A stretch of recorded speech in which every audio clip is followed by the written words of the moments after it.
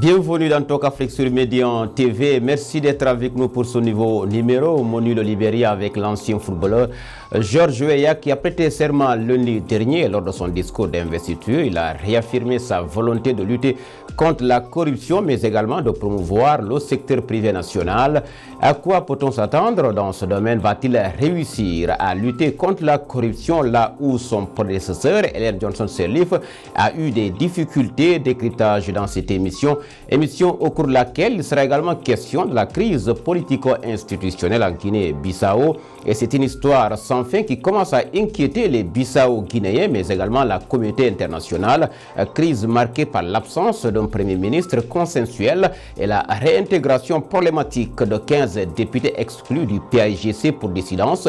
La CEDEAO a d'ailleurs annoncé des procédures appropriées en vue de sanctionner tous ceux qui vont entraver la mise en œuvre des accords ou de l'accord de Conakry. Pour en parler, nous recevons sur ce plateau Mathias Umke. Vous êtes actuel administrateur du programme de gouvernance à Osiwa, politologue. Bonjour Mathias et merci d'être avec nous. Bonjour, c'est mon plaisir. À ses côtés, nous avons Omar Dien, journaliste à l'agence de presse africaine à PANews. Omar, merci d'avoir accepté notre invitation. Bonjour, M. Diallo. Voilà. Merci, messieurs, d'être avec nous. Nous vous disons à l'entame de cette émission Talk Afrique avec la question du Libéria. Libéria, donc, la légende du football qui entre dans le vif du sujet. Georges Weah a prêté serment lundi devant des milliers de personnes et dans son discours d'investiture, il a réaffirmé sa volonté de placer son premier mandat sous le signe de la lutte contre la corruption, mais également l'ouverture au secteur privé. C'est un récit de Papa Cheikh Ndiaye Diouf.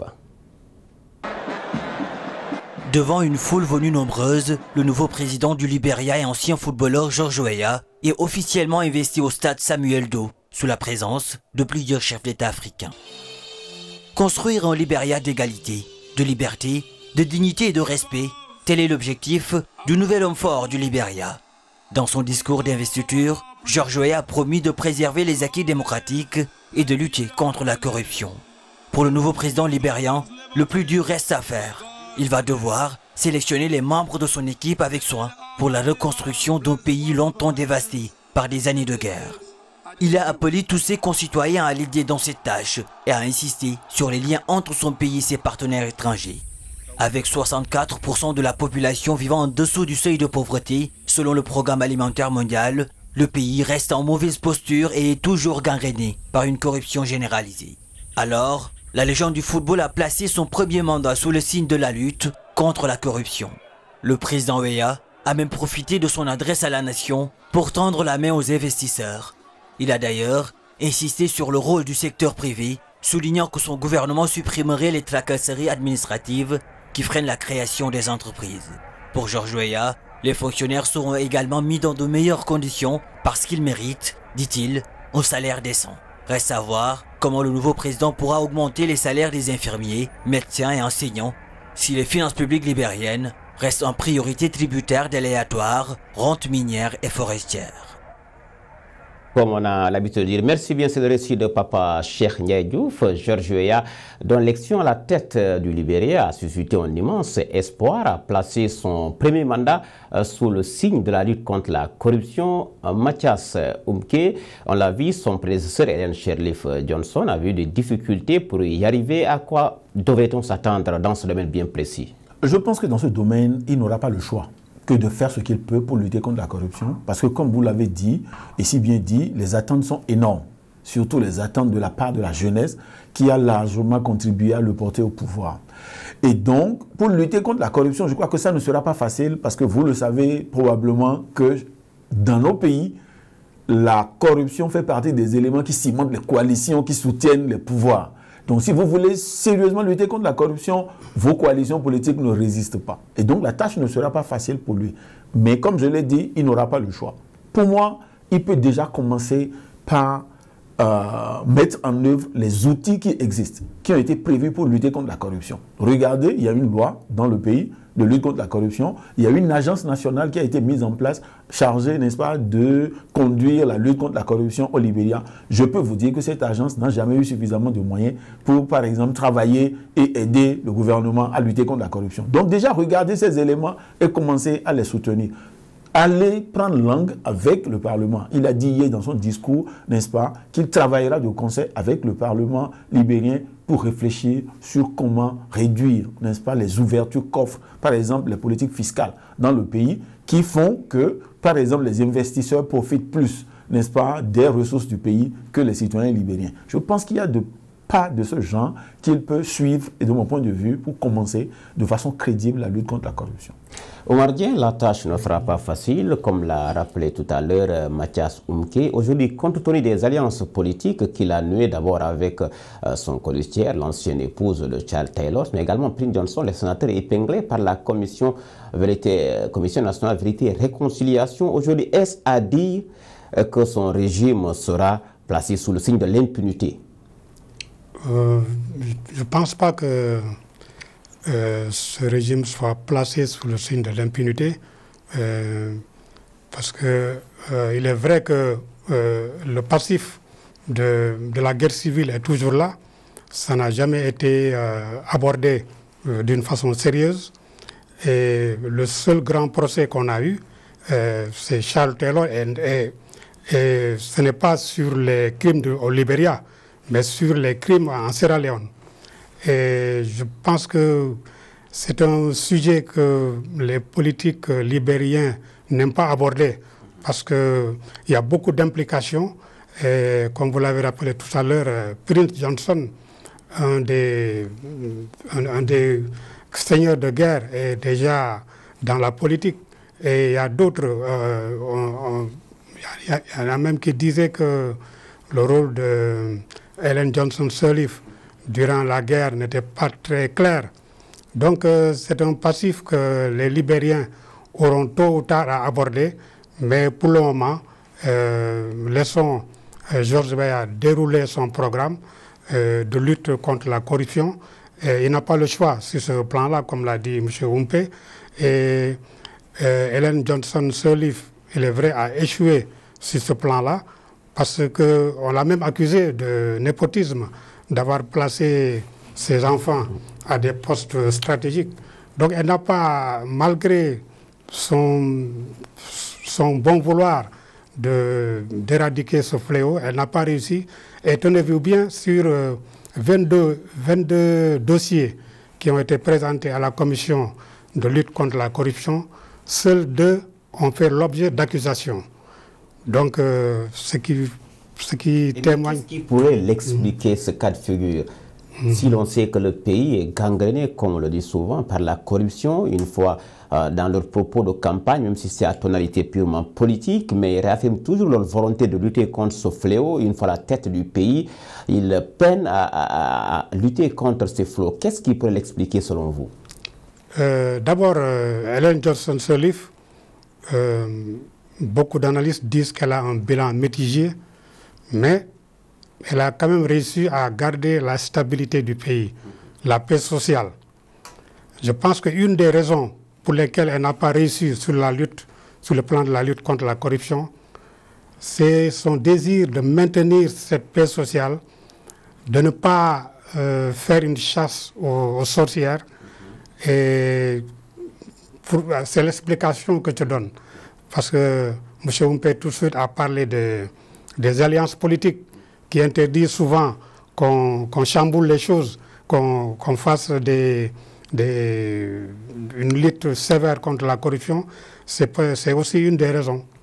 Voilà. Alors, Mathias Umke, est-ce qu'à dire, compte tenu de ces alliances nouées ça et là, surtout dans l'entre-deux tours avec le sénateur Prince Johnson, Ellen Johnson Sirleaf, on a tantôt dit sa proximité avec le tout nouveau président George Weah, est-ce à dire qu'il n'y aura pas de procès de crimes contre la guerre au Libéria?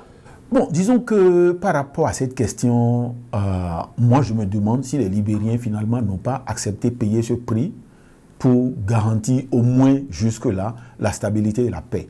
Et je compare un peu le Libéria avec la Sierra Leone, où vous avez à peu près la même situation. Donc à l'exception de quelques têtes qui ont été épinglées et jugées, la plupart des acteurs qui ont été impliqués et qui ont joué des rôles de premier plan dans la guerre dans ces deux pays, non seulement n'ont pas été poursuivis, mais sont présents et sur la scène politique, occupent des positions politiques, soit des élus, soit des nommés à des postes importants dans l'appareil de l'État. Et donc je pense que, pour moi, Ouéa ne devrait pas chercher nécessairement à vouloir ouvrir cette plaie tout de suite, parce que, comme vous le dites, même Johnson Sirleaf au Libéria a été épinglé. Normalement, si on respectait le rapport, n'est-ce pas, de la Commission Vérité et Réconciliation au Libéria, elle ne devrait même pas se représenter pour son deuxième mandat, parce qu'elle avait été plaignée comme ayant été impliquée dans la guerre au Libéria. Et donc, je pense que les Libériens doivent choisir, et de mon point de vue, les peuples doivent être libres de choisir à ces moments-là s'ils préfèrent la paix et la stabilité et reporter comment est-ce qu'on peut vider, n'est-ce pas, ces crimes du passé et leur implication sur la cohésion sociale, ou vouloir les traiter tout de suite et peut-être remettre le pays sur le chantier de la guerre. De mon point de vue, il appartient aux libéraux de choisir, et je ne crois pas qu'on devrait mettre cela sur le dos de Ouéa, par exemple, comme une tâche indispensable à mettre en œuvre. Ça, c'est mon avis. Alors, une autre question sur laquelle il est revenu durant son discours d'investiture, Georges Weah, pour ne pas le nommer, le secteur privé national pour favoriser la création d'emplois. C'est vrai que le Libéria est un pays qui a des ressources naturelles. Aujourd'hui, quelle est la politique à asseoir pour que les investisseurs arrivent au Libéria tout en protégeant le secteur privé national? Je pense qu'il y a déjà d'abord l'environnement que vous créez. Donc on en parlait au début de la politique fiscale. Ça c'est un. Comment est-ce que vous garantissez que les investissements peuvent être rentables? Il y a deux, l'environnement, je dirais, institutionnel du pays et infrastructurel du pays. C'est par exemple remettre l'administration au travail. Je crois qu'il a eu raison d'insister là-dessus, parce que on dit par exemple que pour prendre un compteur électrique au Libéria, il faut plus d'1 an. Je crois qu'on ne peut pas être dans un pays où on veut attirer les investisseurs et être devant des situations de ce genre. Et je crois qu'il en est conscient, il a attiré l'attention là-dessus. Et donc je pense que si on pouvait remettre l'administration au moins partiellement au travail, si on peut créer un peu plus d'infrastructures, moi je vous garantis que si vous êtes au Libéria, vous faites 30 km de Monrovia, vous n'avez peut-être plus d'électricité du tout. Ce n'est même pas qu'il y a délestage, vous n'avez même plus de fils, de réseaux, filets, de transport, de l'énergie électrique. Donc je pense qu'il y a un travail en amont à faire, énorme à faire. Et donc ça ne sera pas facile. Moi je prends un peu la présence du nombre de chefs d'État qui étaient venus assister à l'investiture comme le signal de ce que les gens veulent vraiment. Disons que dans la région d'abord et même au niveau international, les gens seraient prêts à soutenir le Libéria pour sortir, n'est-ce pas, de ces difficultés. Mais une fois encore, tout ceci sera vain si on ne s'assure pas que les ressources qui sont générées sont véritablement utilisées pour relever les défis et non aller dans les poches des fonctionnaires et des politiciens. Alors, Omar Dieng, c'est vrai que Georges Weah, on parle souvent qu'il n'a pas assez d'expérience politique, ou il n'a pas un vécu politique. Aujourd'hui, son entourage avec qui donc il a remporté au second tour l'élection présidentielle au Libéria, quelle influence ces leaders politiques auront sur sa gestion? Je pense que Georges Weah n'a pas le choix de composer avec ses leaders politiques, de composer avec les cadres des partis, et aussi les hauts fonctionnaires et la diaspora libérienne qui est très importante, notamment aux États-Unis et en Angleterre. Donc il aura à composer avec tous ces gens-là, et je pense qu'il a préparé le terrain déjà. Parce que lorsqu'il parle d'investissement, qu'il va s'appuyer sur les investissements, donc ça suppose qu'il a déjà pris des contacts, et durant toute sa carrière politique et aussi sa carrière de footballeur, il a pu avoir beaucoup de connaissances sur le plan des affaires. Il a pu avoir aussi beaucoup d'opportunités d'affaires. Lui-même, c'est un homme d'affaires. Et je pense que sur ce plan-là, il a déjà une équipe qui peut l'aider. Cette équipe, donc, est-ce qu'il va réussir aussi facilement à opérer une rupture, ou il va s'inscrire dans une continuité du contenu du système qu'il avait trouvé sur place? Ce sera très difficile d'opérer une rupture vu l'environnement des affaires actuellement, vu la situation politique du Libéria. Mais il aura à cœur donc de réussir d'abord les investissements D'abord, il considère les investissements comme un supplément, un palliatif à l'aide au développement. Pour lui, il faut beaucoup investir. Il faut que le privé national et international investisse beaucoup pour à terme remplacer l'aide publique au développement. C'est assez utopique, mais espérons qu'il y arrivera. L'actualité en débat, c'est également ce qui se passe en Guinée-Bissau, où c'est toujours l'impasse politique, la crise politico-institutionnelle dans ce pays où coup d'État et violence se succèdent depuis 35 ans, persiste encore malgré un plan de sortie de crise proposé par la médiation de la CEDEAO. Mathias Mke, comment l'expliquez-vous, cette situation à laquelle nous assistons en Guinée-Bissau depuis pratiquement plus de 2 ans? Non, disons que c'est beaucoup plus loin que ça. Disons que la situation à laquelle la Guinée-Bissau nous a habitués est celle-ci, à savoir que, en général, dans ce pays, on organise les élections sans contestation. Si vous faites attention, depuis plusieurs années, on organise des élections en Guinée-Bissau sans problème. Mais on ne peut pas gérer le pouvoir après les élections. Donc, par le passé, on était habitué à l'intervention des militaires pour interrompre le processus. Cette fois-ci, ce ne sont pas les militaires, ce sont les civils qui ne s'entendent pas sur la gestion du pouvoir. Donc le conflit est parti d'abord d'un antagonisme entre le chef de l'État. Vous savez qu'ils ont un peu comme un système semi-présidentiel. Ils ont un chef d'État accompagné d'un Premier ministre qui ne s'entendaient pas sur comment gérer leurs attributions respectives. Et donc de ces conflits... C'est un point bien précis, la Constitution est claire là-dessus. Le gouvernement qui gère avec un Premier ministre, le président charge d'arbitrer et puis voilà, le fonctionnement de l'État. Pour vous dire mon sentiment personnel sur la question, j'ai le sentiment que le chef de l'État actuel, Mario Vaz, n'a jamais accepté être juste un arbitre. J'ai eu le sentiment qu'il voulait aussi avoir une part dans le pouvoir exécutif, c'est-à-dire que la gestion des affaires au quotidien. Et ça l'a mis en conflit automatiquement avec le premier ministre qui a été choisi. Est-ce que vous savez que pendant les 2 ans dont vous parlez, la Guinée-Bissau a connu 5 premiers ministres? C'est le 5e qui est en train de partir. Voilà, c'est-à-dire que cette bicéphalie à la tête de l'État ne fonctionne pas. Moi, si vous voulez mon avis, je pense que l'une des solutions peut-être serait de revoir le système, le régime politique et peut-être partir du système semi-présidentiel et aller vers le système présidentiel auquel la plupart des pays africains sont habitués. Vous voyez qu'en Afrique, ça marche mieux lorsque le pouvoir exécutif est entre les mains d'un homme, je mets ça en griffe, avec une équipe qui travaille. Toutes les fois où on sépare, avec une sorte de séparation des rôles, en général, ça débouche sur des impasses et des conflits du genre de ce qu'on observe en Guinée-Bissau. Alors, Omar Dieng, vous pensez comme lui, c'est le régime politique, puisque la Constitution, comme elle le prévoit en Guinée-Bissau, avec un Premier ministre qui gouverne et le président qui se charge d'arbitrer en supervisant le bon fonctionnement des mécanismes de fonctionnement plutôt de l'État. Aujourd'hui, pensez-vous que c'est le système politique ou le régime même qui pose problème? Au vu des couacs politiques auxquels on a assisté depuis des années en Guinée-Bissau, je pense qu'il faut revoir le système politique. Parce qu'il y a trop de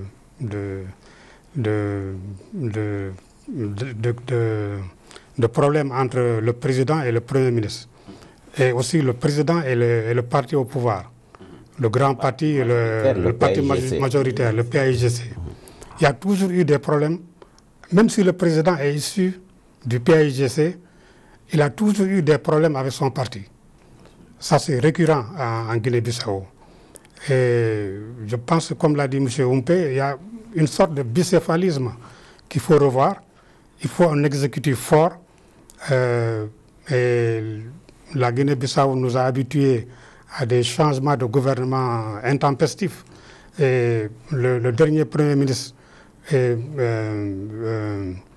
Omar Sissoko Embalo, qui a quitté récemment, et le Premier ministre du président José Mario Vaz, qui a duré le plus longtemps au pouvoir, parce qu'il a fait 15 mois. Et il y a un autre Premier ministre qui a fait 13 jours, c'est Bassirou Dia, avant d'être destitué, parce qu'on a considéré que son investiture était invalide. Mais Bassirou Dia est revenu pour ensuite passer 7 mois au pouvoir. Donc il y a une instabilité chronique en Guinée-Bissau. Et ça ne date pas d'hier, ça date de très longtemps. Et si on remonte à peut-être à l'histoire politique du pays qui a été tout le temps mouvementée depuis la libération de 1963. Donc je pense qu'il faut revoir, qu'il faut s'asseoir, la Guinée-Bissau et ses partenaires, s'asseoir et revoir le système politique. Et pourtant, c'est ce que la médiation de la CEDEAO a tenté de faire avec cette mission de l'organisation sous-régionale dépêchée plutôt à Bissau, mais qui est rentrée bredouille malgré les menaces ou les pressions qu'elle a donc effectuées ou les pressions et les menaces qu'elle a proférées pour sanctionner les contrevenants ou les protagonistes qui ne respecteraient pas l'accord de Conakry. Finalement, est-ce que cette pression de la CEDEAO suffit pour que José Mario Vaz revienne sur sa décision et trouve finalement ou nomme un Premier ministre consensuel? Le Premier ministre consensuel, c'est, disons, le point d'achoppement de cet accord de Conakry. Et chacun y met ce qu'il veut. Donc, je pense qu'il faut trouver une solution. La médiation de la CEDEAO n'a pas réussi à arrondir les angles. Et d'ailleurs, dès le départ de cette mission, il y a les dissidents du PAIGC, les 15 dissidents, et le PRS et beaucoup d'autres partis, des partis non représentés au Parlement, ont accusé la CEDEAO de partialité. A commencé par le Premier ministre démissionnaire. Voilà, la CEDEAO qui venait faire la médiation, elle est accusée maintenant d'être partiale et de n'avoir pas eu beaucoup de poigne pour forcer le président à respecter les accords de Conakry.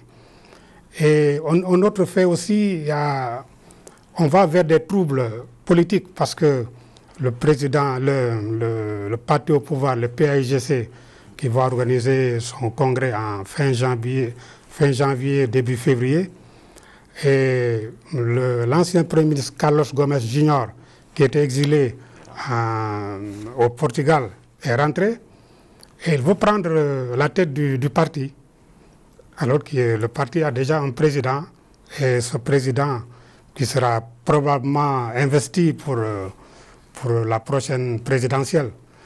Et donc, Carlos Gomes Jr. est rentré et veut jouer sa partition, ce qui va compliquer les choses. Ce qui va compliquer les choses, je m'attarde un peu. Alors, aujourd'hui, c'est vrai que les élections législatives, c'est dans un an.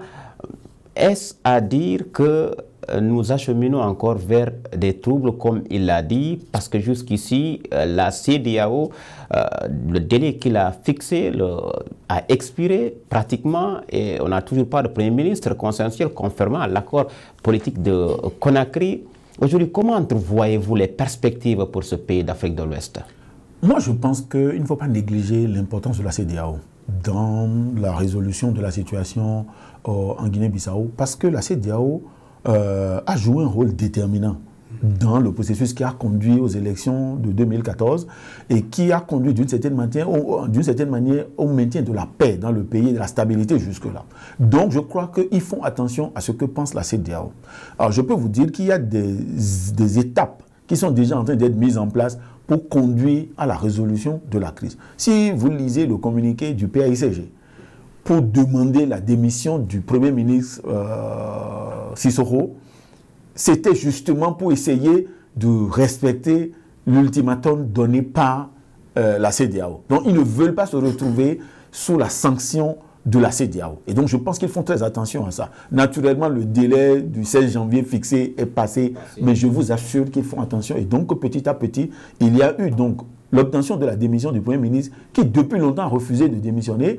Le deuxième élément, il y a eu une réunion du PAIGC pour demander à réintégrer les 15 députés qui étaient partis. Je pense que c'est des étapes vers la résolution de la crise parce que ces 15 députés rompaient en fait la majorité. Vous savez que le parti au pouvoir avait une majorité restreinte de 57 députés sur 102. Donc si 15 partent, la majorité a changé de camp. Et donc ça rendait difficile la résolution politique du problème. Et donc je pense qu'il y a des pas qui sont en train d'être posés pour aller vers la résolution. Mais je pense que l'erreur qu'il ne faut peut-être plus commettre, c'est de penser qu'il suffit de permettre la nomination d'un nouveau Premier ministre, d'attendre, parce que je pense que maintenant tout le monde attend les prochaines élections législatives en pensant que bon, une majorité va se dégager. Je pense qu'il faut peut-être s'asseoir avec les Bissau-Guinéens pour revoir le régime politique qu'ils ont choisi. Ce régime politique qui va aller vers un peu plus de stabilité, mais une stabilité qui ne donne pas tous les pouvoirs à un homme et à un petit groupe qui peut s'imposer à tous les rôles, qui tiennent compte des forces qui sont sur le terrain. Vous savez qu'au Libéria, vous avez les partis politiques, les forces politiques qui jouent un rôle, vous avez aussi les militaires. Donc dès que... Sauf que maintenant, les militaires, ils ont... Se sont rangés, se sont relativement rangés, mais vous ne considérez pas que les militaires sont complètement partis. Et donc je pense que toute reconfiguration de la scène politique doit tenir compte de ce qu'il y a les militaires, il y a les forces politiques, il y a la société civile, et donc ces intérêts doivent être appréciés. Et on doit imaginer donc le régime politique qui fait qu'on garantit plus de stabilité en permettant, en évitant qu'un seul groupe prenne le pays en méprisant tous les autres. Et je pense que ça devrait amener plus de stabilité et de prévisibilité dans la dynamique en Guinée-Bissau. Espérons-le. C'est la fin de cette émission Talk Afrique qui avait le plaisir de recevoir pour ce numéro Omar Dieng, journaliste à l'agence de presse africaine, à PA News. Avec nous également sur ce plateau, Mathias Umke, politologue et administrateur du programme de gouvernance politique à Osiwa. Merci, messieurs, d'être venus sur Médian TV. Grand merci également à vous d'avoir été des nôtres. Merci aux équipes techniques et rédactionnelles. Vous pouvez retrouver cette émission sur le site internet de Médian TV Afrique. Le prochain rendez-vous pour le prochain numéro. Donc, vous aurez le prochain numéro pour la prochaine semaine.